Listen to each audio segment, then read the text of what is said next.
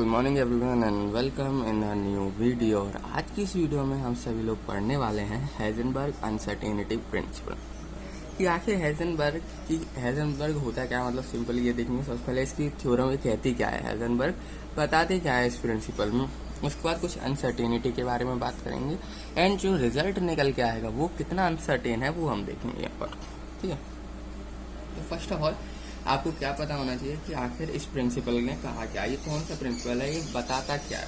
तो ये सिंपली एक शब्द में बताऊं, ये सिंपली दो अनसर्टेनिटी प्रोडक्ट बताता है। बताता है दो अनसर्टेनिटी वैल्यूज का प्रोडक्ट, दो अनसर्टेनिटी वैल्यूज का प्रोडक्ट, यानी कि वो वैल्यू सर्टेन नहीं है, वो अनसर्टेन है। ठीक है, अनसर्टेनिटी का मतलब वो दो वैल्यू हैं जिसका ये प्रोडक्ट करेगा, वो सिंपली दोनों वैल्यू जो है अनसर्टेन है। दोनों वैल्यू क्या है हमारी, अनसर्टेन है।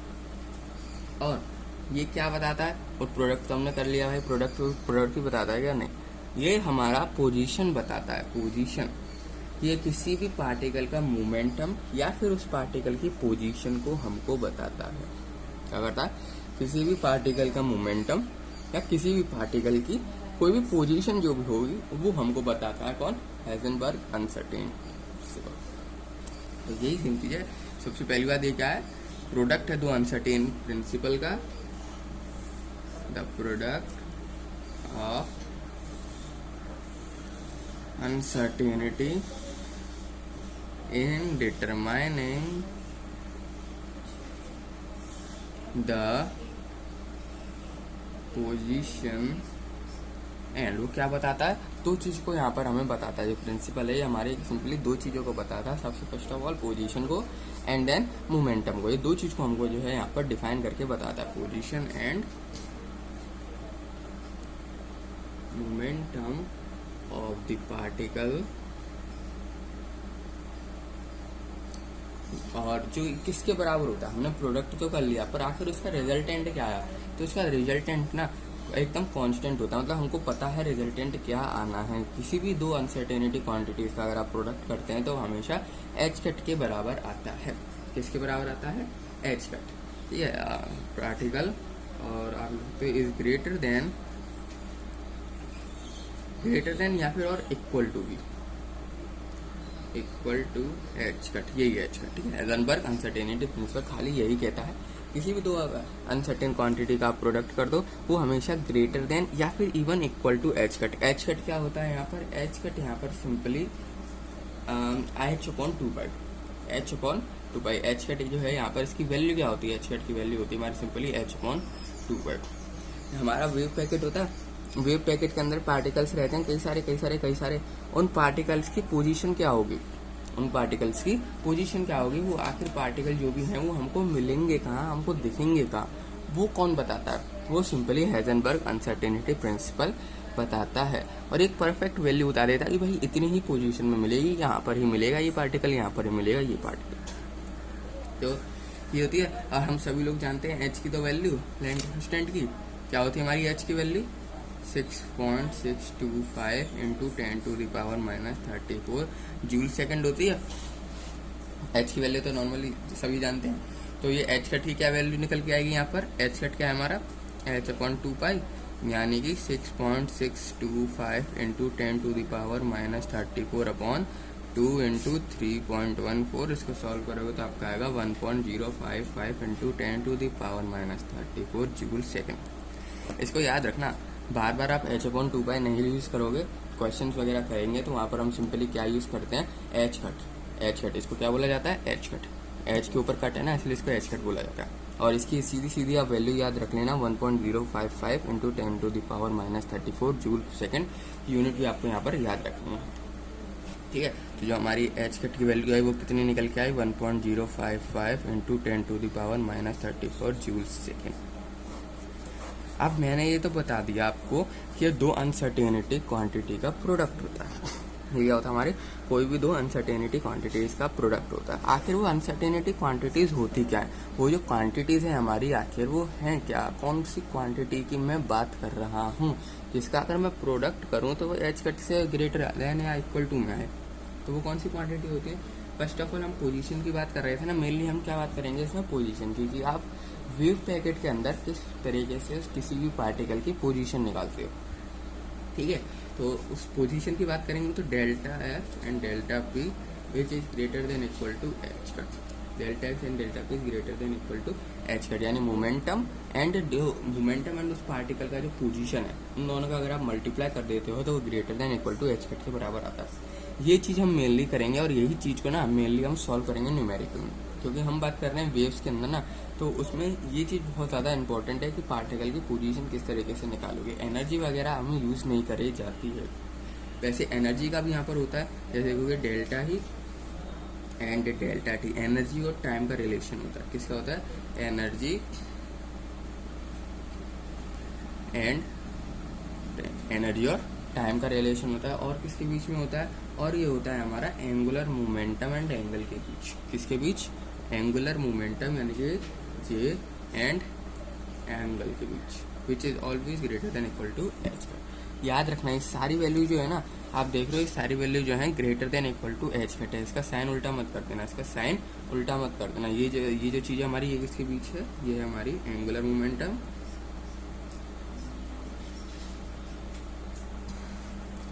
एंड एंगल के बीच। किसके बीच है? ये हमारी एंगुलर मोमेंटम एंड एंगल के बीच है। मेनली जो हम यूज करने वाले हैं ना, वो ये वाला यूज करने वाले हैं। कौन सा? Delta X delta P greater than equal to H cut. ठीक है, delta X delta P greater than equal to H cut. ठीक है, बेसिकली हम ये वाली चीज़ जो है ना ज़्यादा यूज़ करने वाले हैं। ये क्यों यूज़ करने वाले हैं? क्योंकि हमको ओवरऑल निकालना क्या है? ओवरऑल हमको वेव पैकेट्स के अंदर पार्टिकल की पोजीशन निकालनी है।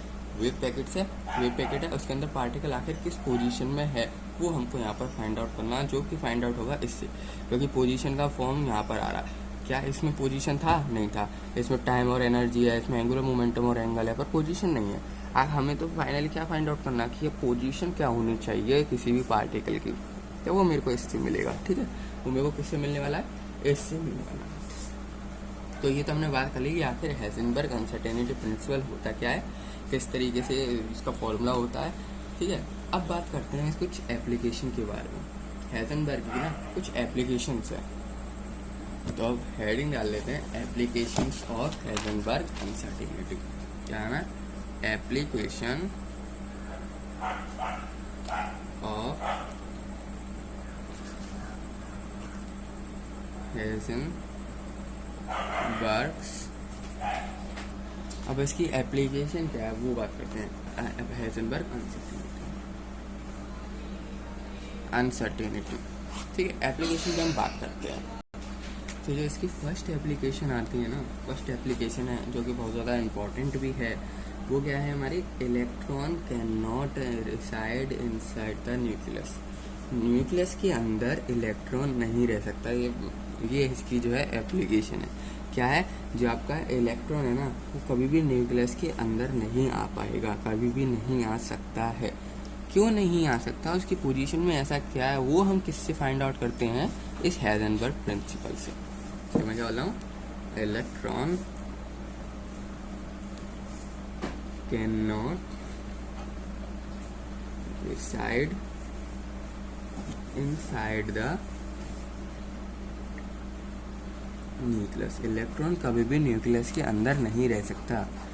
अब इसी चीज़ को हम जो है यहाँ पर प्रूव करने वाले हैं। इसी चीज़ को मैं आपको बताने वाला हूँ कि आखिरकार ये इलेक्ट्रॉन जो है हमारा न्यूक्लियस के अंदर क्यों नहीं रह सकता, ऐसी क्या वजह है जिसकी वजह से ये नहीं रह सकता।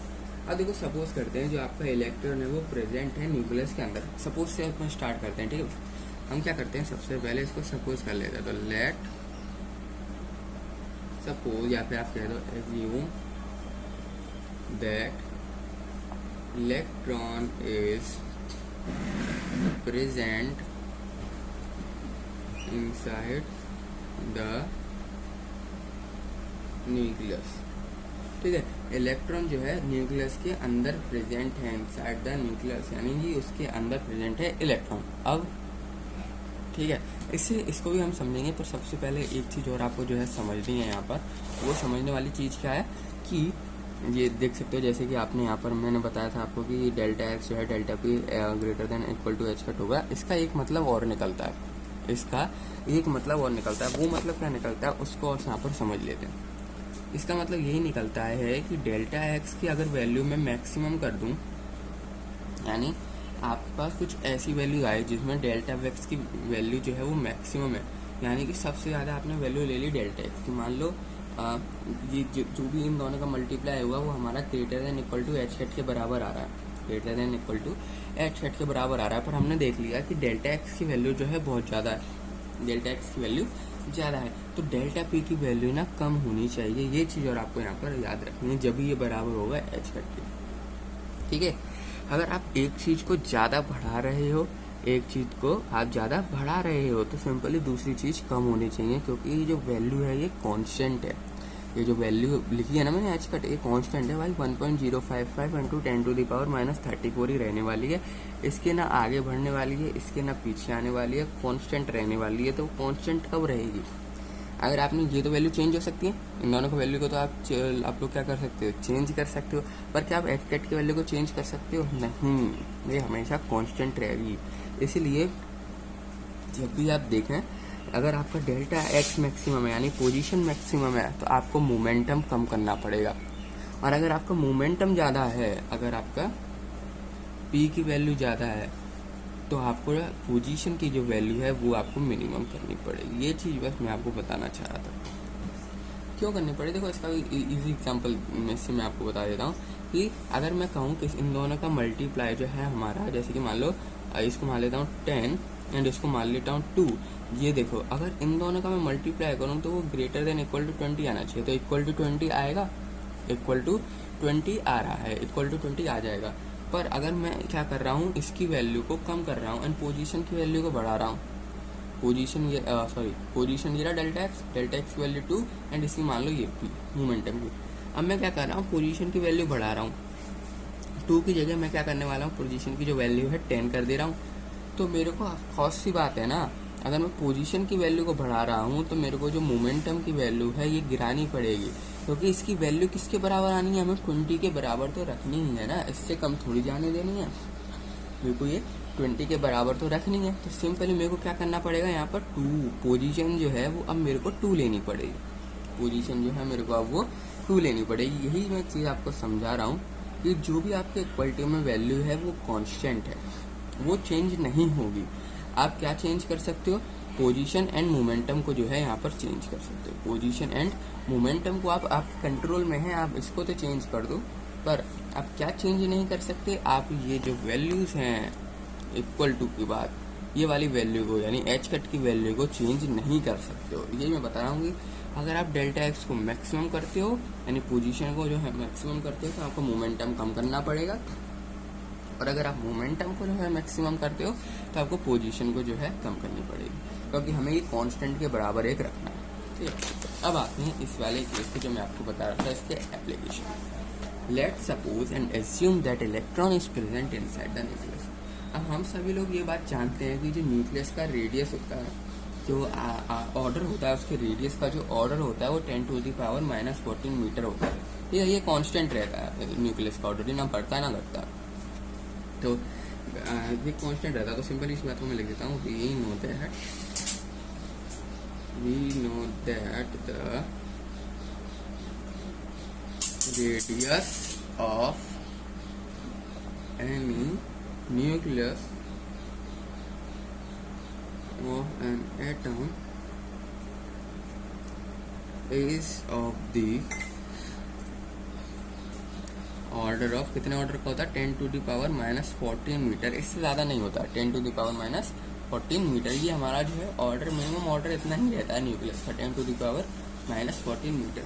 तो इससे हम क्या समझ में आ रहा है, 10⁻⁻14, इसका मतलब यही है, इसकी जो मैक्सिमम अनसर्टेनिटी होगी ना इलेक्ट्रॉन की, वो इनसाइड द न्यूक्लियस क्या होगी आखिर, यानी मैक्सिमम अनसर्टेनिटी, यानी न्यूक्लियस के अंदर कितनी अनसर्टेनिटी पॉसिबल है, मैक्सिमम कितनी अनसर्टेनिटी जा सकती है, तो कितनी अनसर्टेनिटी प्रेजेंट है।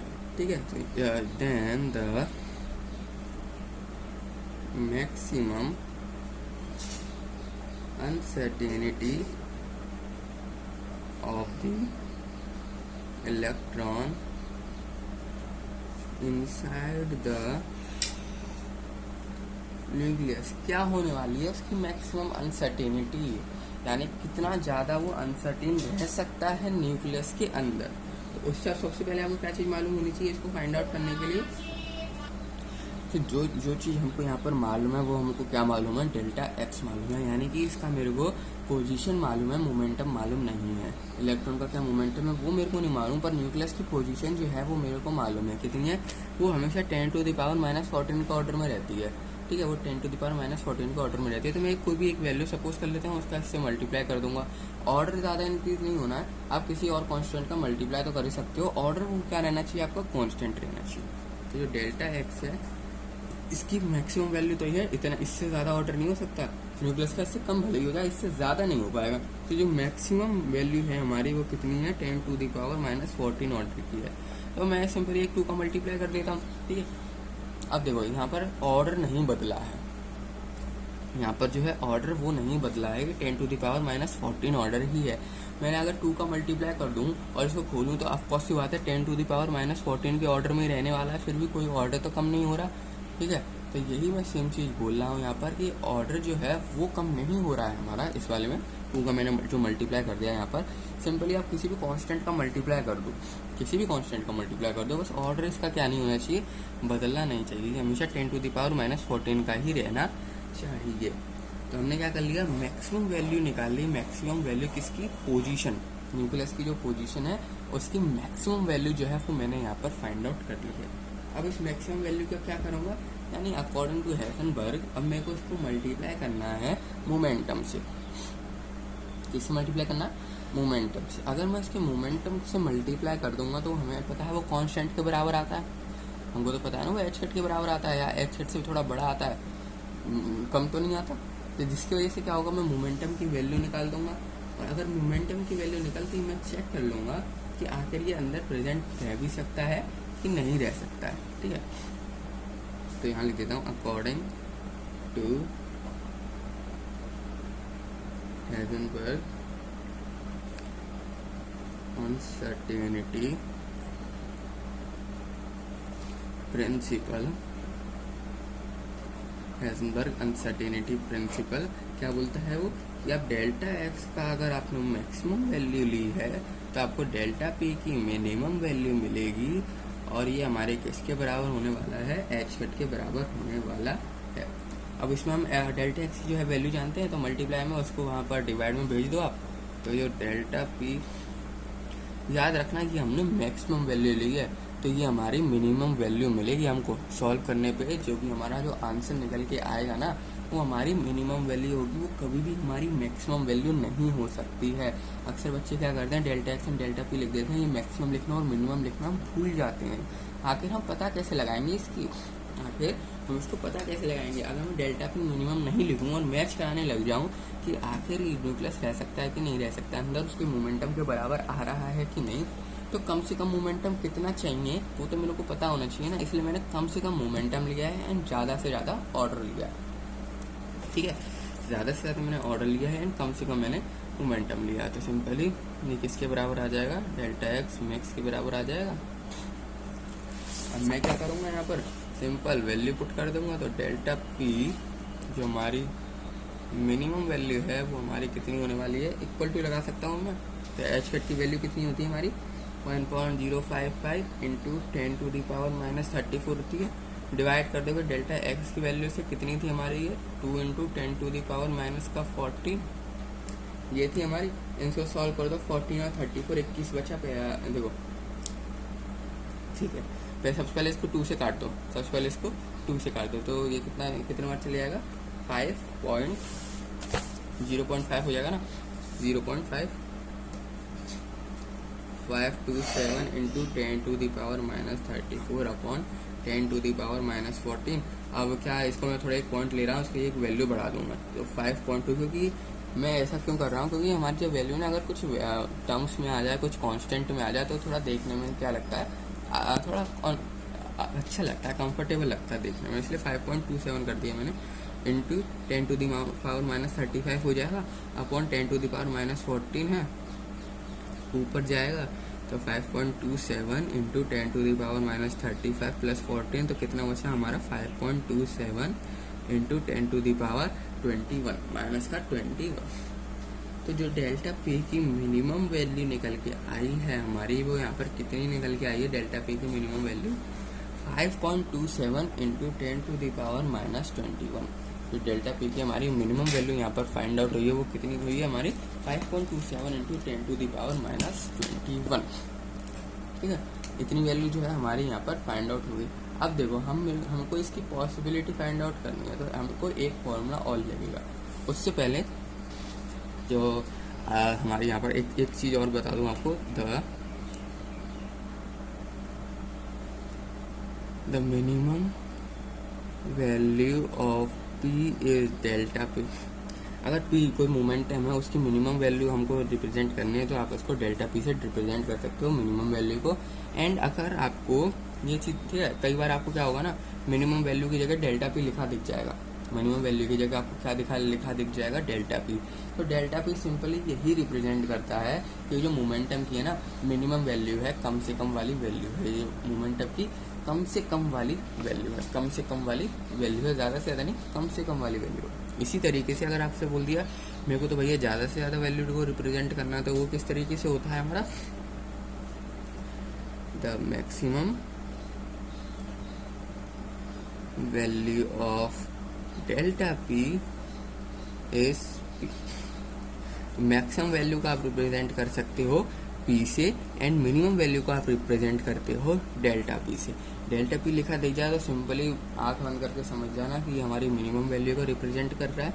एंड आपको पी लिखा दिख जाए तो आपको वहाँ पर ये समझना है कि हमारी मैक्सिमम वैल्यू को रिप्रेजेंट कर रहा है। किसकी वैल्यू को रिप्रेजेंट कर रहा है? मैक्सिमम वैल्यू को रिप्रेजेंट कर रहा है। इसकी मिनिमम वैल्यू हमारी मैक्सिमम वैल्यू के बराबर। ठीक है, तो सिंपली जो हमारा P है वो कितना निकल के आया हमारा, जो मैंने तो यहाँ पर जो मिनिमम लिखा था ना, यानी ये जो है मैक्सिमम वैल्यू है, ये हमारी क्या है? मैक्सिमम वैल्यू है। तो डेल्टा पी मिनिमम लिखा है ना, तो सिंपली क्या है? मैक्सिमम वैल्यू है डेल्टा पी मिनिमम की। इससे कम हो सकती है वैल्यू, ये तो इससे कम भी जा सकती है वैल्यू, पर जो मैक्सिमम वैल्यू है वो कितनी मिलेगी आपको? ये 5.27 इंटू 10⁻⁻21, और इसके यूनिट लिख देता हूँ। ठीक है, तो जो हमारी मैक्सिमम मिलेगी वैल्यू मोमेंटम की, वो मिलने वाली है जो चीज़ हमने ये अभी यहाँ पर जाके निकाली है, जो चीज़ हमने यहाँ पर जाके निकाली है। अब मेरे को क्या करना है, हम सभी लोग जानते हैं जो मोमेंटम होता है वो mv के बराबर होता है। मोमेंटम जो होता है वो किसके बराबर होता है? यहाँ पर mv के। ये चीज़ हमको पता है, मोमेंटम हमारा mv के बराबर होता है। तो सिंपली यहाँ से v की वैल्यू अगर मैं फाइंड आउट करना चाहूँ तो p/m कर दूंगा। एंड p की वैल्यू मेरे को पता है, m की वैल्यू मेरे को पता है। मैं जानता हूँ इलेक्ट्रॉन का मास कितना होता है, मैं जानता हूँ मोमेंटम कितना है। तो मोमेंटम देख सकते हो ये रहा। अब बात यहाँ पर समझने की ये है, मैं डेल्टा पी मिनिमम लिख देता ना, तो हाँ देखो डेल्टा पी मिनिमम आया वैसे तो मेरा यहाँ पर मैं यहाँ पर नहीं लिख सकता हूँ, क्योंकि यहाँ पर p की वैल्यू यानी मैक्सिमम वैल्यू बोलता है। अगर आपसे मिनिमम वगैरह नहीं लिखा तो समझ जाओ मैक्सिमम वैल्यू की हमसे क्या कर रहा है, बात कर रहा है। तो बात तो मेरे से मैक्सिमम वैल्यू की कर रहा है, और मैं फाइंड मिनिमम वैल्यू कर रहा हूँ, इसलिए मैं लिख तो दूंगा, क्योंकि ऑफकोर्स की बात है जो इसकी मिनिमम वैल्यू है वो मैक्सिमम वैल्यू के बराबर है। अगर मेरे को ये लाइन नहीं पता होती, ठीक है, और यहाँ पर अगर वैल्यू कुछ गड़बड़ आती, डेल्टा पी मैक्सिमम निकल आता, तो क्या होता? आप इस तरीके से पुट नहीं कर सकते थे। इसलिए मैंने क्या किया है, यहाँ पर p के बराबर रखा है, इसको p के बराबर रखा है, क्योंकि हम जानते हैं अगर मिनिमम वैल्यू हमको रिप्रेजेंट करनी है किसी भी p की, तो वो मैं डेल्टा पी खाली डेल्टा पी, ना मिनिमम ना मैक्सिमम, कुछ नहीं। कम से कम वैल्यू रिप्रेजेंट करनी है p की, डेल्टा पी से रिप्रेजेंट होगा। अगर ज़्यादा से ज़्यादा वैल्यू रिप्रेजेंट करनी है किसी भी डेल्टा पी के मिनिमम वैल्यू की, तो हम उसको किससे रिप्रेजेंट कर सकते हैं? p से। सिंपल p लिख दो, उससे हम क्या कर देते हैं? रिप्रेजेंट कर देते हैं मैक्सिमम वैल्यू ऑफ मोमेंटम। और ये क्यों करना भी बहुत ज़्यादा ज़रूरी था, क्योंकि हम सभी लोग मैक्सिमम वैल्यू का फॉर्मूला जानते हैं, मिनिमम वैल्यू का फॉर्मूला नहीं जानते। तो हम सभी लोग, इसलिए तो मैंने यहाँ पर p पुट कर रहा हूँ ना, p पुट कर रहा हूँ। मैक्सिमम वैल्यू का जो है हम यहाँ पर फॉर्मूला जानते हैं, मिनिमम वगैरह उसके वैल्यू का फॉर्मूला नहीं जानते। तो आप p की वैल्यू पुट कर दो यहाँ पर। p की जो है वैल्यू क्या है हमारी? p की वैल्यू है 5.27 इंटू 10⁻⁻27 अपॉन, और हम सभी लोग इलेक्ट्रॉन का जो है मास तो जानते ही हैं कितना होता है, 9.1 इंटू 10⁻31। अब इन दोनों का क्या कर दो आप लोग, डिवाइड कर दो। इन दोनों का जो हम डिवाइड करेंगे हमारी वैल्यू इसके लिए ना ये जो फिजिक्स के न्यूमेरिकल्स होते हैं, साइंटिफिक कैलकुलेटर क्या करना होता है, आपको लेके चलना होता है, क्योंकि सारे इसमें अभी कुछ ऐसे क्वेश्चन आ जाएंगे जिनमें क्या है आप सॉल्व नहीं कर पाओगे, ठीक है। तो साइंटिफिक जो कैलकुलेटर ना वो आपको लेकर चलना पड़ता है, बिना साइंटिफिक कैलकुलेटर के आप लोग इन क्वेश्चन को नहीं सॉल्व कर पाओगे, ठीक है। तो हमारा आंसर निकल के आएगा, वो निकल के आएगा 5.79 इंटू 10⁹ मीटर पर सेकेंड। और किसी भी पार्टिकल की क्या इतनी वेलोसिटी हो सकती है? ये लाइट की स्पीड को भी भाई एक ब्रेक कर रही है। 10⁹ का ऑर्डर आ रहा है। कितने का ऑर्डर आ रहा है? 10⁹ का ऑर्डर। तो सिंपली आप लोग समझ ही सकते हो कितना ज्यादा ऑर्डर आ रहा है, ठीक है। 21 है, ये कितना ज्यादा ऑर्डर आ रहा है, आप सिंपली समझ ही सकते हो। 10⁹ क्या इतना बड़ा ऑर्डर आ सकता है किसी भी वेलोसिटी का? बहुत सी बातें नहीं, हमने क्या जानते हैं कि सबसे ज्यादा तेज तो लाइट चलती है, उससे तेज तो कोई चल नहीं सकता। कोई भी पार्टिकल जो है लाइट की स्पीड को ब्रेक कर नहीं सकता, पर ये क्या कर रहा है, ये तो लाइट की स्पीड से भी ज्यादा जा रहा है। 10⁹ का ऑर्डर है इसका, 10⁹ का ऑर्डर, जो कि पॉसिबल नहीं है। किसी भी पार्टिकल के लिए लाइट की स्पीड से ज्यादा चलना पॉसिबल नहीं है। इसलिए क्या है, हमारा इलेक्ट्रॉन जो है अंदर नहीं रह सकता है। अगर मैं आपको बताऊं ज्यादा से ज्यादा कितनी वैल्यू मतलब रिक्वायर्ड होती है, क्या ज्यादा से ज्यादा कितनी वैल्यू हो सकती है किसी भी पार्टिकल की, तो आप इस तरीके कर लो। ये तो पॉसिबल है नहीं, इट इज नॉट पॉसिबल लिख देता हूँ। देखो, हम सभी लोग जानते हैं ई एनर्जी का फॉर्मूला क्या होता है, C² P² plus m0² C⁴, ये सारी चीजें हमने निकाल रखी हैं, ठीक है। हम सभी लोग ये वाला फॉर्मूला जानते हैं, पर हम सभी लोग ये भी जानते हैं कि जो होता है m0c वो हमारा 0 के बराबर है। तो जो हमारा E बचता है वो C² P² के बराबर बचता है, then E is equal to Cp के बराबर, ठीक है। ये चीज तो हम जानते हैं। अब C क्या होता है यहाँ पर? Speed of light. C क्या होता है यहाँ पर? Speed of light.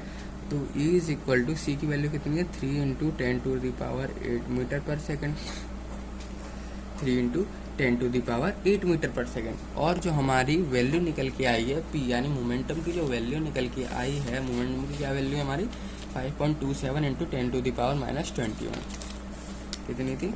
5.27 × 10⁻⁻21।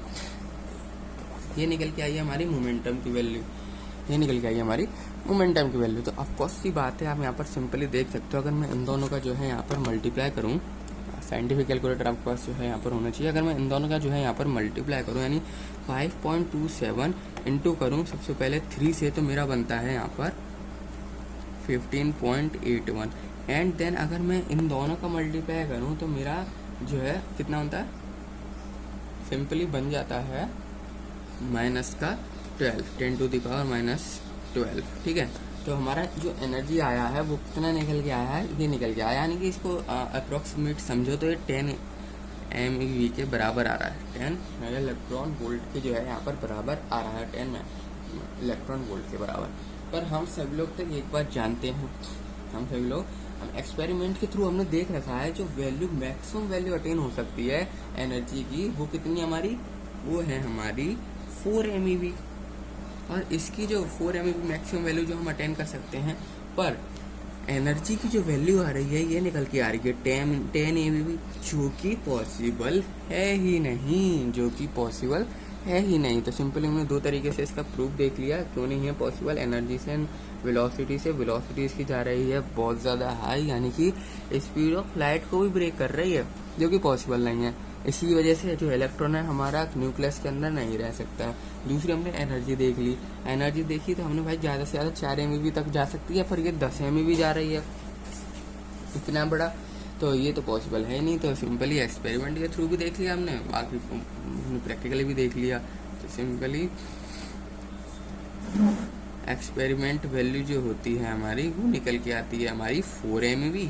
पर ये जो हमारी वैल्यू निकल के आ रही है वो निकल के आ रही है 10 MeV, जो कि कभी नहीं पॉसिबल, क्योंकि ग्रेटर देन 4 MeV पॉसिबल ही नहीं। 4 MeV से अगर एक पॉइंट भी ज़्यादा आ गया ना तो वो हमारा पॉसिबल ही नहीं होता है।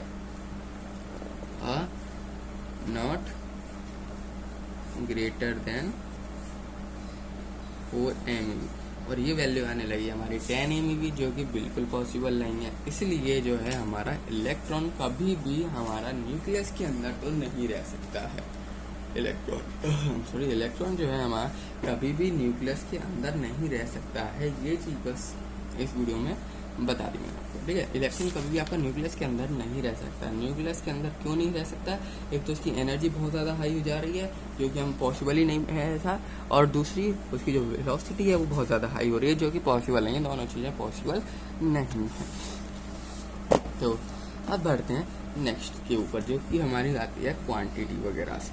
जो अब हम देखने वाले हैं कि आप किस तरीके से एनर्जी वगैरह को लिख सकते हो, किस तरीके से आप सभी लोग एनर्जी को मतलब लिख सकते हो, कई कितनी तरह की एनर्जी होती हैं, डिपेंडेंस इक्वेशंस क्या क्या होती हैं हमारी, वो सारी चीज़ें अब हम देखने वाले हैं, ठीक है। तो फर्स्ट ऑफ ऑल जो हम सबसे पहले एक इक्वेशन निकाल के देखते हैं, आखिर जो है आपकी श्रोडिंगर टाइम डिपेंडेंट इक्वेशन आखिर बनती कैसे। अब हम सिंपली श्रोडिंगर के बारे में यहाँ पर बात करने वाले हैं कि आखिर श्रोडिंगर की टाइम डिपेंडेंट इक्वेशन फॉर्म होती कैसे है। तो हम सभी लोग जानते हैं इसकी क्वांटिटी के बारे में, यानी कि द क्वांटिटी जो कि क्या होती है हमारी -h/2m del square plus v, ये हमारी क्वांटिटी होती है। क्या बताती है हमारी? ये सिंपली टोटल एनर्जी बताती है किसी भी सिस्टम के अंदर। जो भी सिस्टम हमको गिवन होगा उस सिस्टम के अंदर आके टोटल एनर्जी कितनी है वो हमको सिंपली कौन बताता है? हमें ये क्वांटिटी बताती है h/2m del square plus v। इसी को हम क्या कहते हैं? हेमुलेशन ऑफ सिस्टम भी कहते हैं। इसको हम क्या कहते हैं? हेमुलेशन ऑफ सिस्टम भी कहा जाता है। इसको डिनोटेड किया जाता है, इसको डिनोट किया जाता है कैपिटल एच से। कहीं अगर आपको कैपिटल एच लिखा दिखता है तो समझ लो ये इसकी बात चल रही है, ठीक है, इसकी बात चल रही है। कि आपको क्या गिव करती है, क्या देती है? It give total energy of the system, total energy of a system, and it is called, इसको और क्या बोला भी क्या जाता है? एंड इट इज कॉल्ड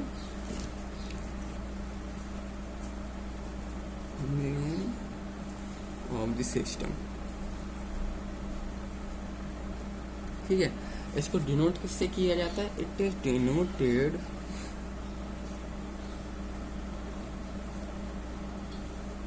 इसको कैपिटल एच से जो है यहाँ पर डिनोट किया जाता है। जहाँ भी आपको कैपिटल एच लिखा दिख जाए समझ लो इस वाली इक्वेशन की ये बात हो रही है। ये इक्वेशन क्या बताती है? ये इक्वेशन सिंपली हमको टोटल एनर्जी बताती है किसी भी सिस्टम के अंदर। ये क्या बताती है? टोटल एनर्जी बताती है किसी भी गिवन सिस्टम के अंदर, ठीक है। और इसकी क्वांटिटी भी होती है। इसकी क्वांटिटी हमको क्या बताती है? एनर्जी बताती है सिस्टम की। सिस्टम की एनर्जी बताती है कौन? इसकी क्वांटिटी।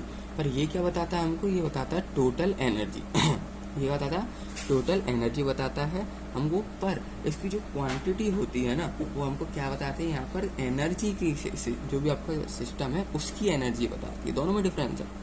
ये हमें एनर्जी बताता है सिस्टम की, ठीक है। सिस्टम ने जितनी भी एनर्जी हमको दी है, टोटल जितनी भी एनर्जी सिस्टम ने हमको दी है वो बताता है हमारी ये इक्वेशन कैपिटल एच। पर आखिर एनर्जी थी कितनी उसमें सिस्टम में, वो हमें इसकी वो कौन बताता है हमको? वो सिंपली एक इक्वेशन बताती है जो कि मैं अभी आपको लिख के बताने वाला हूँ। And the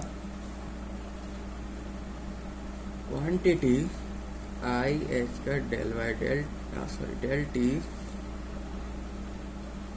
gives the energy of the system and it is represented by capital E। इसको हम किस चीज़ से रिप्रेजेंट करते हैं? Capital E. यानी कि जो चीज़ हमको सिस्टम की इक्वेशन बता दे, जो क्वांटिटी हमको सिस्टम की एनर्जी की इक्वेशन बता दे, एनर्जी बता दे कि भाई आखिर इसमें कितनी एनर्जी है इस सिस्टम के अंदर, ये सिस्टम कितना दमदार है, इसमें कितनी एनर्जी है, कितना पोटेंशियल है इसके अंदर, तो उसको हम बोलते हैं श्रोडिंगर टाइम डिपेंडेंट इक्वेशन। इसको हम क्या बोलते हैं? Schrodinger time dependent equation. Schrodinger की जो है ना दो इक्वेशंस होती हैं। एक होती है हमारी टाइम डिपेंडेंट इक्वेशन, जो कि मैंने आपको बताया जो एनर्जी बताती है सिस्टम की, एंड दूसरी जो होती है टाइम इंडिपेंडेंट इक्वेशन। वो क्या होता है उसको भी हम देखेंगे। सब first of all time dependent equation की जो है यहाँ पर मैं बता देता हूँ, ठीक है। इसको हम क्या कहते हैं? श्रोडिंगर टाइम डिपेंडेंट इक्वेशन क्या कहते हैं? उस इक्वेशन कौन सी है? सिंपली आप del psi is equal to E psi, del psi is equal to E psi, sorry H psi is equal to E psi. H यहाँ पर क्या है, H simply hamiltonian of the system है, यानी कि जो क्या बताता है, एनर्जी बताता है, टोटल एनर्जी, कितनी एनर्जी, टोटल एनर्जी सिस्टम की, जो कि बराबर होती है हमारी श्रोडिंगर टाइम डिपेंडेंट इक्वेशन, यानी ई के बराबर है। ई के बराबर की जो है हमारी इक्वेशन होती है, जो क्या बताती है, हमारी सिस्टम की एनर्जी बताती है। ठीक है, अब एक चीज और हम बात करते हैं, जो कि होता है हमारा वेव फंक्शन। क्या, वेव फंक्शन। अब ये वेव फंक्शन क्या है हमारा, सिंपली साई जो है ना वो आर कॉमेट, ये हमारा वेव फंक्शन कहलाता है। ये इक्वेशन हमारी वेव फंक्शन कहलाती है। वेव फंक्शन आखिर है क्या, ये जो क्वांटिटी साई है ये रिप्रेजेंट क्या कर रही है, वो मैं आपको बताने वाला हूँ। तो first of all Schrodinger equation में जो साई वगैरह आप देख रहे हो, तो सिंपली इसके अंदर जो श्रोडिंगर इक्वेशन है उसमें जो क्वांटिटी होती है ना हमारी साई, ये रिप्रेजेंट करती है पीरियोडिक फंक्शन को। ये किसको रिप्रेजेंट करती है, पीरियोडिक फंक्शन। ये पीरियोडिक फंक्शन या फिर आप कह सकते हो वेरिएबल ऑफ टाइम को जो है ये रिप्रेजेंट करती है, बताती है कि आखिर कितना है इस पर्टिकुलर वेव पैकेट्स में। इस पर्टिकुलर वेव पैकेट की अगर पीरियोडिक फंक्शन है क्या, ये सिंपली साई रिप्रेजेंट करता है। क्या करता है, in Schrodinger equation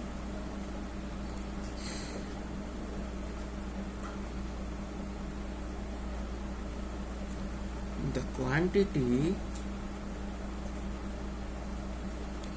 psi is a periodic function या फिर variable of time it give, और ये बता दी क्या है, ये सिंपली श्रोडिंगर इक्वेशन में साई जो है रिप्रेजेंट करता है पीरियोडिक फंक्शन को या फिर वेरिएबल ऑफ टाइम को। पर ये बताता क्या है, ये गिव क्या करता है, देता क्या है हमको सिंपली, तो ये it give the information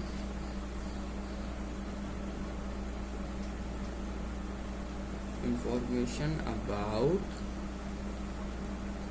the particle within the wave packet। Wave packet के जो पार्टिकल हैं उसके बारे में हमें बताती है कि आखिर जो वेव पैकेट है हमारे पास उसके अंदर जो पार्टिकल्स मौजूद हैं उसके बारे में जानकारी इकट्ठी करती है। कौन, श्रोडिंगर इक्वेशन सिंपली, या फिर आप इसको कह सकते हो पीरियोडिक फंक्शन, या हमको सिंपली किसी भी वेरिएबल ऑफ टाइम पे हमें पार्टिकल के बारे में बताती है जो वेव पैकेट्स के अंदर हैं। जो वेव पैकेट्स के अंदर पार्टिकल्स मूव कर रहे हैं उनके बारे में इंफॉर्मेशन लाकर देता है वेव फंक्शन साई। ठीक है, इसको बोला क्या जाता है, इसको बोला जाता है साई। अब ये तो हमने बता दिया। इसके बाद हमारे मैक्सवेल सर, उन्होंने क्या बताया कि अच्छा ये इंफॉर्मेशन तो दे देता है पर ये बता नहीं पाता है कि पार्टिकल आखिरकार है का अंदर। ये क्या करता है, हमारा इन्फॉर्मेशन तो दे देता है, साई जो है हमारा इन्फॉर्मेशन तो दे देता है पर ये नहीं बता पा रहा है कि आखिर एग्जैक्टली वो है कहाँ, एग्जैक्टली आखिर जो पार्टिकल है वो है कहाँ। तो उसको कौन बताता है, उसको बताया है मैक्स बॉर्न ने। किसने बताया, मैक्स बॉर्न। तो अकॉर्डिंग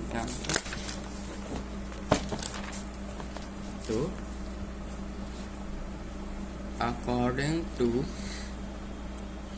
मैक्स बॉर्न साइंटिस्ट, ठीक है, अगर हम क्या करें उनके बता अनुसार, अगर हम क्या करें जो हमारा वेव फंक्शन है साई, अगर उसका मल्टीप्लाई कर दें साई, यानी कि उसका स्क्वायर कर दें, बेसिकली उसका स्क्वायर कर दें, तो ये हमको पार्टिकल की प्रोबेबिलिटी बता देता है कि आखिर पार्टिकल मौजूद कहाँ होगा वेव पैकेट के अंदर। आखिर पार्टिकल मौजूद कहाँ होने वाला है वेव पैकेट के अंदर। वेव पैकेट तो है हमारे पास, ठीक है, उसके अंदर पार्टिकल भी है, ठीक है, वो पार्टिकल की इन्फॉर्मेशन लाके कौन दे रहा है, हमारा साई लाके दे रहा है। पर अगर हम क्या करें, इसका स्क्वायर कर दें, तो सिंपली हमको प्रोबेबिलिटी मालूम पड़ जाती है उस पार्टिकल की कि आखिर वो पार्टिकल इस वेव पैकेट के अंदर मौजूद है तो कहाँ मौजूद है। ठीक है, मौजूद है तो कहाँ मौजूद है, उसकी प्रोबेबिलिटी क्या है, वो मेरे को मिलने कहाँ वाला है। तो सिंपली उस पर्टिकुलर पोजीशन उसकी बता देती है। क्या होता है, पर्टिकुलर पोजीशन जो है हमको मालूम पड़ जाता है जब हम क्या करते हैं, साई का स्क्वायर यानी कि वेव फंक्शन का स्क्वायर कर देते हैं। तो will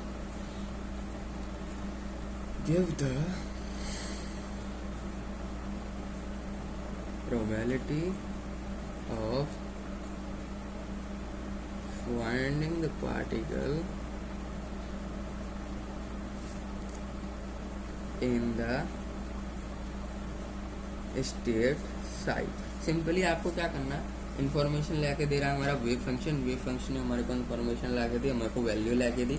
आपको क्या करना है, सिंपली उसका स्क्वायर कर दो, आपको एक पर्टिकुलर जगह मिल जाएगी। ये यहाँ पर अच्छा, तो ये पार्टिकल जो है यहाँ पर मौजूद है, ये पार्टिकल कहाँ पर मौजूद है, अच्छा ठीक है, इस प्रोबेबिलिटी मिल जाएगी आपको पूरी कि वेव पैकेट के अंदर आखिर पार्टिकल होता कहाँ। जनरली मैं बताऊँ तो particle at the centre present होता है, सेंटर के आसपास प्रेजेंट होता है, ठीक है। ये जनरली है, ठीक है, हर बार नहीं होता ऐसा, ज़्यादातर ऐसा होता है कि वो पार्टिकल जो है सेंटर में प्रेजेंट होता है। तो पार्टिकल कहाँ प्रेजेंट होता है, सेंटर में। जब हम क्या करेंगे, पार्टिकल की पोजीशन निकालेंगे ना यूजिंग डायमेंशनल बॉक्स, तो जब हम इसको पूरी पोजीशन, एग्जैक्ट पोजीशन बता देंगे with the help of wave function and max Born scientist की जो इक्वेशन थी साई स्क्वायर वाली, उससे, ठीक है। अभी इन्होंने इक्वेशन भी दी है, वो भी हम यहाँ पर देखेंगे। तो सिंपली क्या करता है, in the state of site and Sai square will give us the probability density. Simply वो प्रोबेबिलिटी बता देता है आखिरकार हमारा पार्टिकल मौजूद कहाँ पर। इसके बाद आता है हमारा प्रोबेबिलिटी, तो पता चलेगी कि ठीक है, पर वो आखिर पार्टिकल को फाइंड कैसे करता है, इतने मतलब स्मॉल वॉल्यूम एलिमेंट है, वो आखिर उसको फाइंड कैसे करेगा। सिंपली तो उसके लिए एक इक्वेशन बनाई गई है, तो उसके लिए हमारी सिंपली क्या बनाई गई है, इक्वेशन बनाई गई है। उस इक्वेशन की मदद से हम मैक्स बॉर्न ने कैलकुलेट किया अपनी इक्वेशन बना के हमको दी, जो इक्वेशन को हम पुट करते हैं, वैल्यूज उसमें पुट करते हैं, तो पार्टिकल की पर्टिकुलर पोजीशन हमको फाइंड आउट हो जाती है कि आखिर जो पार्टिकल है वो है कहाँ। तो वो इक्वेशन क्या आती है, simply the probability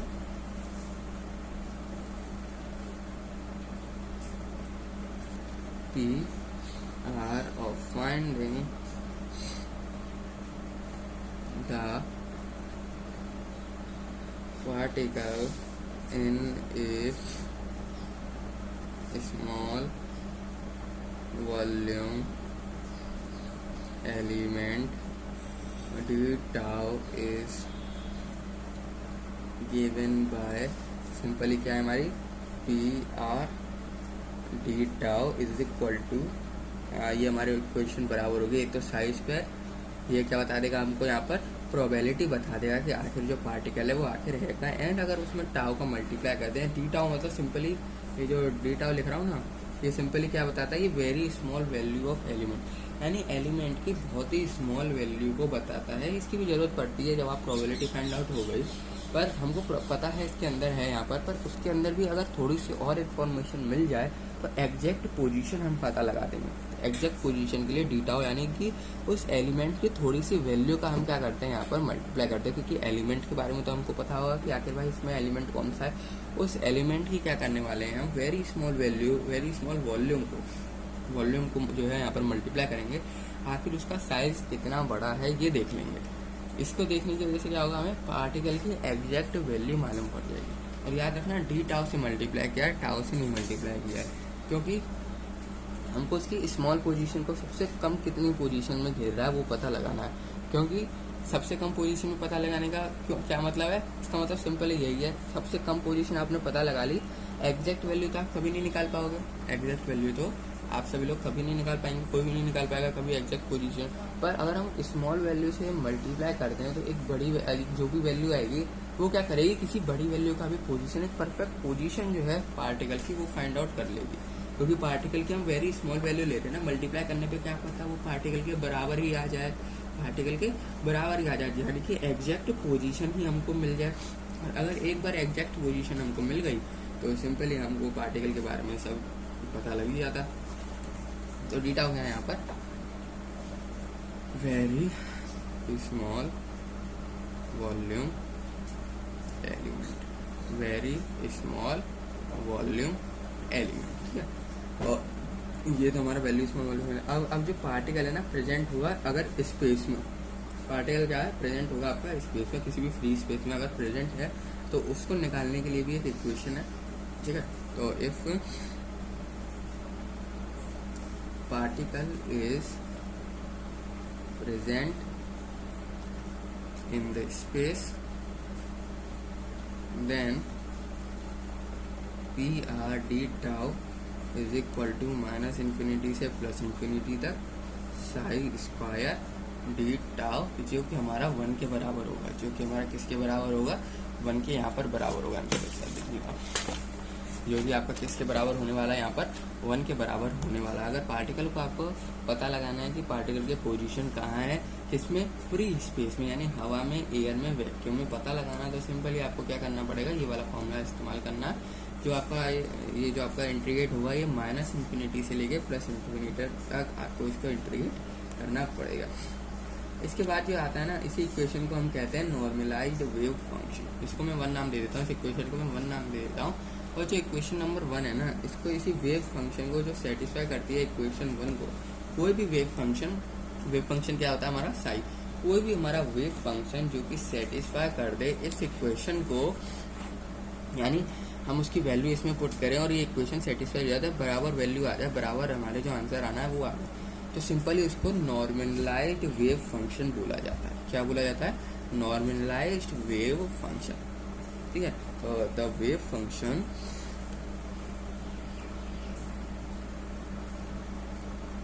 satisfying the equation 1, जो इक्वेशन 1 को जो है यहाँ पर सेटिस्फाई कर दे, इसको क्या बोला जाता है, is called normalised wave function. इसको हम लोग क्या बोलते हैं, नॉर्मलाइज्ड वेव फंक्शन बोलते हैं, नॉर्मलाइज्ड वेव फंक्शन। अब जो वेव फंक्शन है ना, इसके कुछ हमारे ये वेव फंक्शन जो है, पर इस वेव फंक्शन के बारे में भी जो जानना है ना बहुत ज़्यादा जरूरी है। इस वेव फंक्शन के बारे में जानना क्यों बहुत ज़्यादा जरूरी है, क्योंकि यही पूरा वेव फंक्शन डिफाइन कर देता है आपके पूरे के पूरे इक्वेशन को। अगर आपका जो है ये नॉर्मलाइज्ड वेव फंक्शन है, यानी कि जो इक्वेशन हमने लिखी थी उसको सेटिस्फाई कर दे रहा है और उसमें वैल्यू को पुट कर रहे हैं, तो वैल्यू जो है हम जो चाहते हैं आंसर वो आ रहा है, तो ठीक है। पर वो वेव फंक्शन की आखिर क्वालिटी क्या होनी चाहिए, वो जो हम वेव फंक्शन को एक्सेप्ट कर रहे हैं, ले रहे हैं, उस वेव फंक्शन की आखिरकार क्वालिटी क्या होनी चाहिए, हम कौन सी क्वालिटी वाला वेव फंक्शन लें जो कि हमें आंसर जो है वो परफेक्टली ला कर दे। तो हम किसकी बात कर रहे हैं, एक्सेप्टेंस या फिर एक्सेप्टेबल वेव फंक्शन। आखिर वेव फंक्शन की वो कौन सी वैल्यू होनी चाहिए, कौन सी क्वालिटी होनी चाहिए जो कि हमको ध्यान देनी है। ठीक है, तो the acceptable wave function are, तो कौन कौन से हमारे acceptable wave function. First of all आप क्या ध्यान देना है, जो आपका साई है वो मस्ट बी नॉर्मलाइज्ड, यानी नॉर्मलाइज्ड होना चाहिए। नॉर्मलाइज से मेरा क्या मतलब है, नॉर्मलाइज से मेरा मतलब है जो इक्वेशन हमने लिखी ना फ्री स्पेस की, इसको सेटिस्फाई कर दे, क्योंकि इसकी वैल्यू हमारी 1 हमको पता है 1 आती है। आप क्या करें, उसको स्क्वायर करें, देन उसका इंटीग्रेट करें। अगर वो 1 के बराबर आ रहा है, देख सकते हो 1 है ना, अगर ये 1 के बराबर आ रहा है, जो भी आपने वैल्यू ली है साई की, जो भी आपने वेव फंक्शन की वैल्यू ली है, अगर वो वेव फंक्शन की जो वैल्यू है वो 1 के बराबर आ रही है, उसकी वैल्यू 1 के बराबर आ रही है, देन आपको चिंता करने की कोई बात नहीं है, वो हमारी एक्सेप्टेबल वेव फंक्शन होगी। यानी कि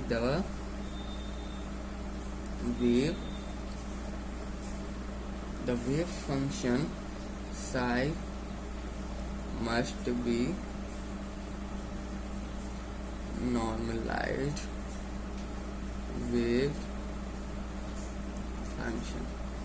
ठीक है, सेकंड आपके पास क्या कंडीशन होनी चाहिए, एक्सेप्ट जो भी आपको वेव फंक्शन है उसकी क्या कंडीशन होनी चाहिए, कि जो आपकी वेव फंक्शन है ना ये सिंगल वैल्यू वेव फंक्शन होनी चाहिए। इसमें ऐसा नहीं है, ये ऐसा नहीं कोई किसी पर डिपेंड हो रही हो, ये वैल्यू जो आपकी एक्सेप्टेबल वेव फंक्शन है किसी पर डिपेंड हो रही है, ऐसा नहीं है, सिंगल वेव फंक्शन होनी चाहिए, यानी कि एक सिंगल वैल्यू होनी चाहिए। आपको एक परफेक्ट वैल्यू पता होनी चाहिए कि आखिर इस वेव फंक्शन की परफेक्ट वैल्यू, एग्जैक्ट वैल्यू क्या है। ठीक है, तो it must be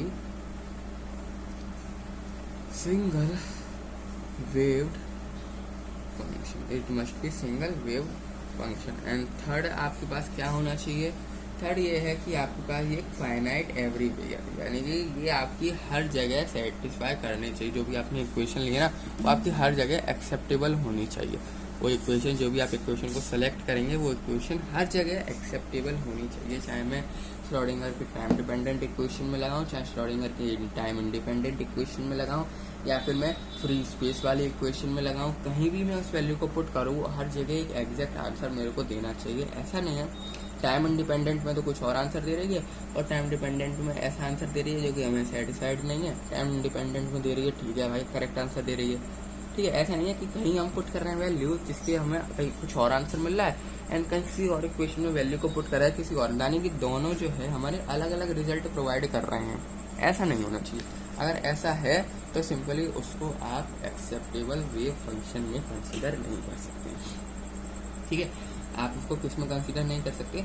acceptable wave function में बिल्कुल भी कंसीडर नहीं कर सकते। एक्सेप्टेबल वेव फंक्शन में आपकी सिंपली वही वैल्यूज आएंगी जो कि क्या है, सिंगल वैल्यूड है, सिंगल वैल्यू फंक्शन है एंड वो हर जगह सेटिस्फाई करेगा, यानी कि इट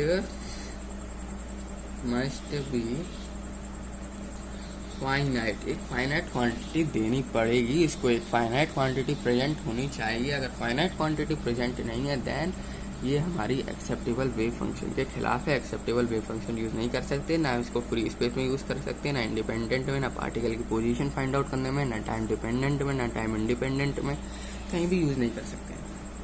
फाइनाइट एवरी, ये सब जगह आपके क्या होनी चाहिए, फाइनाइट होनी चाहिए। अगला क्या आता है, इसका जो है ना ये कंटिन्यूस होनी चाहिए। एक होता है ना, हम कोई भी फंक्शन लेते हैं वो कंटिन्यूस नहीं होता है, नॉन कंटिन्यूस या फिर डिसकंटिन्यूस होता है, तो ये वो चीज़ नहीं होना चाहिए। इसका जो भी ऑर्डर हो, जो भी आपने ली है वैल्यू, वो कंटिन्यूस होनी चाहिए एवरी पॉइंट, हर पॉइंट पे कंटिन्यूस होनी चाहिए। अगर वो हर पॉइंट पे कंटिन्यूस नहीं है तो सिंपली वो एक्सेप्टेबल वेव फंक्शन की कैटेगरी में नहीं आएगी। तो क्या, it must be continuous and must have continuous first order derivation. Simply इसका मतलब यही है कि ये कंटिन्यूस होनी चाहिए, चाहे कितने भी डेरिवेटिव कर लें इसका।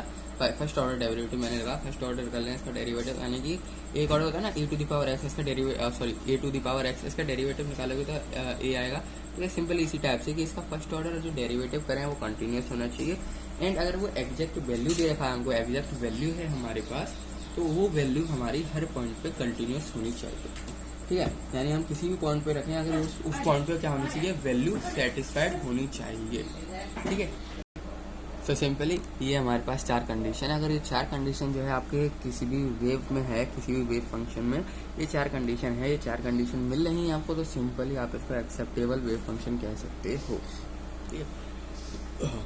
अब अगली जो बात आती है वो आती है हमारी श्रोडिंगर टाइम डिपेंडेंट इक्वेशन जो होती है ना हमारी, श्रोडिंगर की टाइम डिपेंडेंट इक्वेशन। दो इक्वेशन होती हैं, मैंने आपको बताया, इंडिपेंडेंट एंड डिपेंडेंट। जो टाइम डिपेंडेंट इक्वेशन होती है वो सिंपली एक्सेप्टेबल वेव फंक्शन को लेती है, जिस एक्सेप्टेबल वेव फंक्शन को लेती है, फिर एक वैल्यू मिलती है हमको। वो वैल्यू हमको क्या बताती है, वो वैल्यू सिंपली होती है एनर्जी की। जो देखो एक्सेप्टेबल वेव फंक्शन है, एक इक्वेशन है हमारे पास, ठीक है। तो वो क्या करती है, हमारे श्रोडिंगर टाइम डिपेंडेंट इक्वेशन है, उसमें जब हम वैल्यू को पुट करते हैं साई पुट करते हैं, जो कि हमारे क्या है, वेव फंक्शन क्या होना चाहिए, उसकी ये सारी क्वालिटी होनी चाहिए।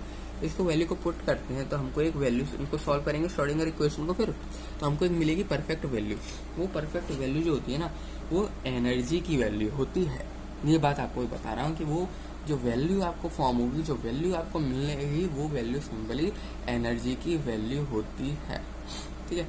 वो वैल्यू किसकी होती है, हमारी एनर्जी की। जो एनर्जी आपकी मौजूद होगी ना, एनर्जी की जितनी भी एनर्जी आपकी मौजूद होगी उस वेव पैकेट के अंदर, वेव पैकेट है उसके अंदर पार्टिकल है, पार्टिकल की एनर्जी होगी, तो उस एनर्जी की वैल्यू जो है, उस पार्टिकल की एनर्जी की वैल्यू हमको मिल जाएगी using Schrodinger time dependent equation by the using of wave function, ठीक है। एक्सेप्टेबल वेव फंक्शन होना चाहिए जिसकी क्वालिटी क्या क्या है, नॉर्मलाइज होना चाहिए, सिंगल वैल्यूड होना चाहिए, फाइनाइट होना चाहिए, कंटिन्यूस होना चाहिए, ठीक है। और जो मैंने आपको बताया भी, इन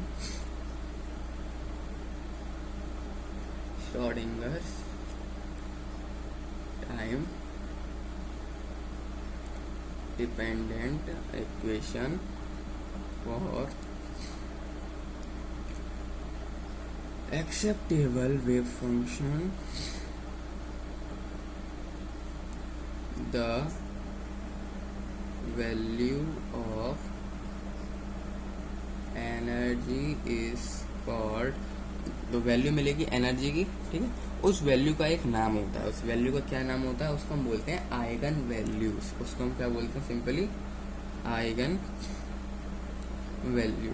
एंड जो आपकी एक्सेप्टेबल वेव फंक्शन होती है ना, एक्सेप्टेबल वेव फंक्शन जो होता है, ये एक्सेप्टेबल वेव फंक्शन, इसका भी एक दूसरा नाम होता है, एक्सेप्टेबल वेव फंक्शन लिखा है ना, इसका भी एक और नाम होता है।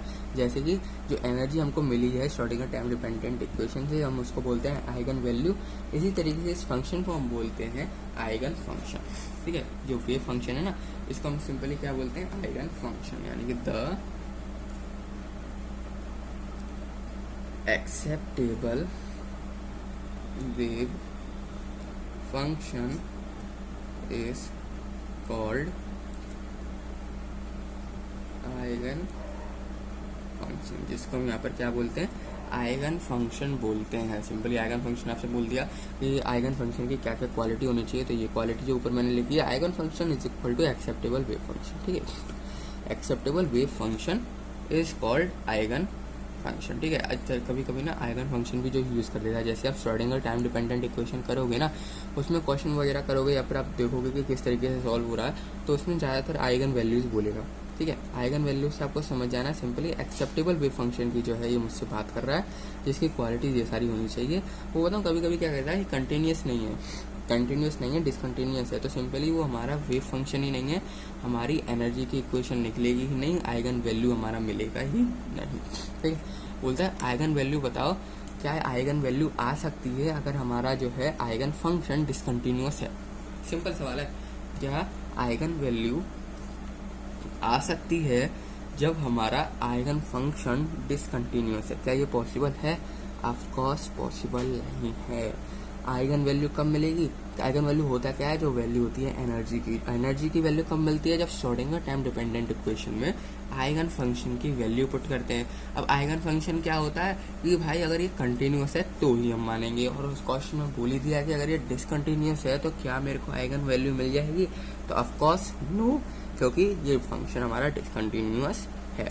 अगर फंक्शन हमारा कंटिन्यूस होता है तो सिंपली हम समझ जाएंगे कि हाँ आइगन वैल्यू हमको फाइंड आउट हो सकती है, आइगन वैल्यू जो है हमको मिल सकती है, ठीक है। इसके बाद आता है हमारा नॉर्मलाइज, या फिर आप कह सकते हो नॉर्मलाइज या फिर ऑथराइज्ड वेव फंक्शन। ये तो हमने एक्सेप्टेबल वेव फंक्शन देखा ना। इसके बाद जो आता है हमारा सिंपली क्या होता है, नॉर्मलाइज्ड या फिर ऑथराइज्ड या फिर ऑर्थोगोनल वेव फंक्शन, ठीक है। Orthogonal wave function and normalised wave function, ठीक है। तो ये क्या होता है, सिंपली अगर मैं मान लूँ एक मान लेता हूँ wave function Sai I and मान लेता हूँ साई जे, ठीक है। दो मैंने वेव फंक्शन यहाँ पर कंसिडर कर लिए, these are two wave function, ठीक है। हमने दो एक वेव फंक्शन कंसिडर कर लिए हैं किसी भी वेव की, of a wave for a given system, तो सिंपली हमने क्या किया यहाँ पर, अभी करा क्या है, यहाँ पर दो वेव फंक्शन को कंसीडर कर लिया है किसी भी सिस्टम के, जिसको हमने साई आई एंड साई जे यहाँ पर नाम दे दिया है। तो ये दोनों जो होंगी ना, ये सेटिस्फाई करेंगी हमारी वेव फंक्शन की इस इक्वेशन को, जो हमने फ्री स्पेस वाली इक्वेशन लिखी थी ना, साई स्क्वायर डेल्टा, कहाँ गई हमारी फ्री स्पेस वाली इक्वेशन, दिस, ये दो, अगर वो दोनों की दोनों इक्वेशन हमारी सेटिस्फाई कर रही हैं दिस इक्वेशन को, देन जब क्या होगा, देखो ये दोनों की दोनों अगर हमारी सेटिस्फाई कर रही हैं value for a given system, then both being satisfactory solution, दोनों क्या लेके आ रही हैं, एक सेटिस्फैक्टरी सॉल्यूशन लेके आ रही है, यानी कि एक सेटिस्फाइड सॉल्यूशन लेके आ रहे हैं गिवन इक्वेशन में ऑफ अ गिवन वेव, या फिर गिवन इक्वेशन, गिवन वेव और अ गिवन सिस्टम। और कौन कौन सा है वो सिस्टम, देन सिंपली हमारे पास सिस्टम है, उसमें हमने क्या किया, सिस्टम से मेरा मतलब है इक्वेशन, ठीक है। तो हमने दो वेव फंक्शन ली, अगर वो वेव फंक्शन की वैल्यू को हम पुट कर रहे हैं एंड जो हमारी वैल्यू आ रही है वो सेटिस्फाइड वैल्यू है, तो जो हमारा होता है psi I into delta psi I into delta, तो ये हमारा बराबर होता है हमारा psi I into psi I D tau, जो कि हमारा 1 के बराबर आता है। देखो दोनों फंक्शन की जो है यहाँ पर मैं बात करने वाला हूँ। अगर आपका जो है दोनों एक सेटिस्फैक्ट्री सॉल्यूशन लेके आ रहे हैं, तो अगर आप क्या करोगे किसी भी एक फंक्शन का, चाहे साई आई का ले लो चाहे साई जे का ले लो, दोनों का अगर आप स्क्वायर करते हो, दोनों का आप यहाँ पर क्या करने वाले हो, स्क्वायर करते हो। स्क्वायर मतलब सिंपली स्क्वायर कर दो इसका, ठीक है। तो वो क्या फॉर्म करता है, अगर वो 1 के बराबर आ रहा है, ठीक है, तो फिर वो क्या हो जाएगा, हमारा 1 के बराबर आएगा। बहुत एक हमने क्या किया, एक एक्सेप्टेबल वेव फंक्शन लिखा है, उन वेव फंक्शन को हमने क्या किया, इक्वेशन में पुट कर दिया फ्री स्पेस वाली। अगर वो हमारा फ्री स्पेस वाले इक्वेशन में पुट कर दिया और एक सेटिस्फैक्टरी सॉल्यूशन लेके आ रहा है, जो हम चाहते थे इस वेव फंक्शन के, भाई ये वाला सॉल्यूशन आना चाहिए, कि मेरे को जो है ये वाला सॉल्यूशन चाहिए था, मेरे को ये वाला सॉल्यूशन मिला है, देन तो वो जो वेव फंक्शन होंगे ना उसको हम नॉर्मलाइज्ड या फिर ऑर्थोगोनल वेव फंक्शन बोलेंगे, ठीक है। तो वो उसकी अगर हम क्या कहेंगे, सिंगल वेव फंक्शन का स्क्वायर कर देंगे ना, तो वो हमारे 1 के बराबर ही आएगा, ठीक है। वो हमारे किसके बराबर आएगा, 1 के बराबर आएगा। इसी तरीके से एक और वेव फंक्शन, अगर हम नॉर्मलाइज वेव फंक्शन में एक और बात करूँ, तो नॉर्मलाइज्ड क्या कहता है, ये तो हमने किसकी बात कर ली, ये तो हमने सेटिस्फैक्टरी सॉल्यूशन की बात करी, कि आप क्या करोगे, दोनों फंक्शन का मल्टीप्लाई करोगे तो 1 आ रहा है, तो एक सेटिस्फैक्टरी सॉल्यूशन दे रहा है। तो नॉर्मलाइज्ड क्या होता है कि आप अगर दोनों वेव फंक्शन को मैं पुट करूँ, तो Sai I and simply Sai जे, दोनों की जगह दोनों वैल्यू पुट करूँ और 1 आ रहा है, हमारा सेटिस्फैक्टरी सॉल्यूशन मिल रहा है, तो इसका मतलब ये है कि अगर मैं दोनों को एक एक करके मल्टीप्लाई करूँ, यानी कि इस तरीके से अभी मैंने लिखा है ना,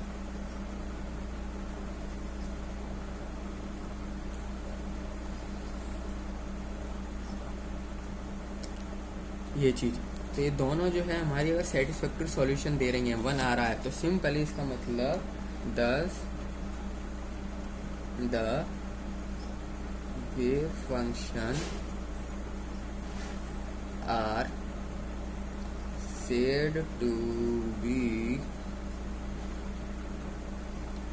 normalized wave function.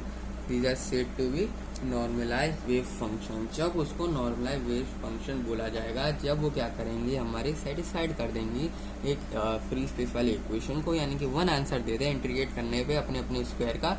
तो इसका मतलब ये है, अगर नॉर्मलाइज्ड फंक्शन जब कहलाएंगे, अभी भी नॉर्मलाइज्ड फंक्शन नहीं कहलाएंगे, नॉर्मलाइज्ड फंक्शन हम जब कहलाएंगे जब if psi I and psi J, अगर मैं इन दोनों वेव फंक्शन का जो है मल्टीप्लाई कर दूं, साई आई इंटू साई जे कर दूं, दोनों जो वेव फंक्शन है हमारे, उन दोनों वेव फंक्शन का जो है यहाँ पर मैं मल्टीप्लाई कर दूं, दोनों वेव फंक्शन का मल्टीप्लाई कर दूं, एंड वो हमारा क्या होना चाहिए, 0 के बराबर आना चाहिए। चाहे मैं इस तरीके से कर लिख दो या फिर आप चाहो तो इस तरीके से लिख लो, ठीक है।